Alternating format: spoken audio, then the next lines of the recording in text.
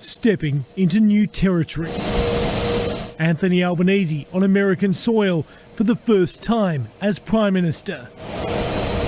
San Diego, home to the US Navy Command, will be the backdrop when he joins President Joe Biden and UK Prime Minister Rishi Sunak for AUKUS's next step, sailing in to likely join them the USS Missouri, a Virginia-class attack-style submarine. There's an expected jobs boom in South Australia, but not for years. The US will provide at least 3 of the Virginia-class submarines, like the one spotted coming into San Diego yesterday.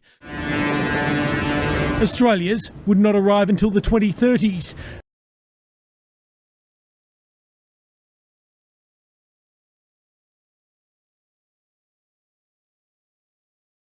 Iran and Saudi Arabia have agreed to re-establish diplomatic relations after 7 years. They'll also activate cooperation deals and hold talks on how to further strengthen their ties. The announcement came after discussions in China, and both sides have been quoted praising Beijing's role in the process. The countries have had no formal ties since 2016, when Riyadh's embassy in Tehran was attacked following the Saudi execution of a Shia cleric. Saudi Arabia has traditionally been close to the United States, whose ties with both Iran and China have been strained.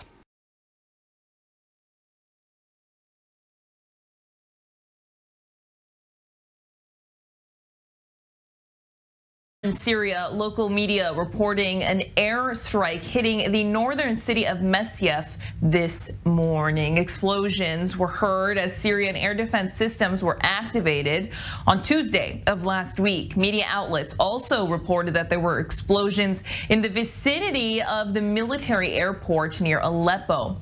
According to the reports, several targets belonging to Iranian militias at the airport were attacked.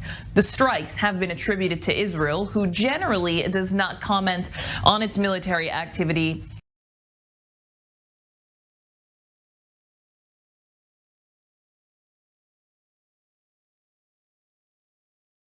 Over 100 have been arrested in Iran. The arrests are in connection with the poisoning of hundreds of schoolgirls across the country. And this is according to the state-run news agency IRNA. The agency said that the aim of the attacks was to shut down classrooms. Shockingly, a girl who was arrested admitted on Iran's state television that she was behind all these attacks. Iran has been witnessing a wave of poisonings since November 2022. The poisonings are taking place at almost entirely all-girls schools. Hundreds of schoolgirls from various Iranian districts were hospitalized in February as well.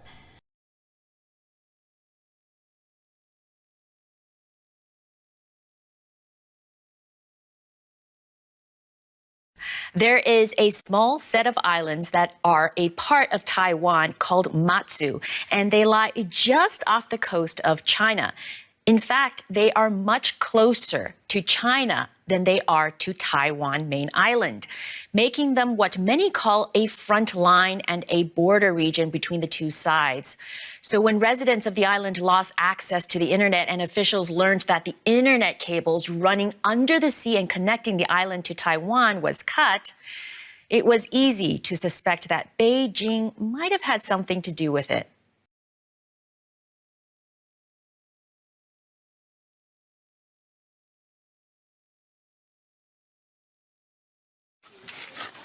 The people of the village of Mukondi bury the bodies of dozens of children, women and men killed in an attack by an armed group. It's not the first time they've had to do this. The army says the ADF, or Allied Democratic Forces, is responsible. It's widely blamed for killing thousands of civilians in Ituri province over the last decade.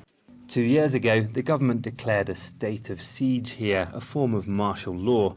It said it would enable a crackdown on the armed groups, but the attacks have only become more frequent and more bloody.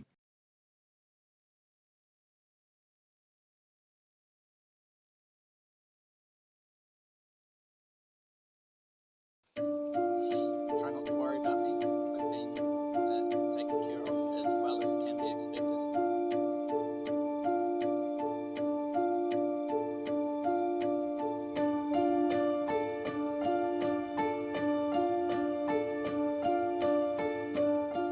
I've been instructed to read this statement. No foreign pilots are permitted to work and fly in Papua. until Papua is independent.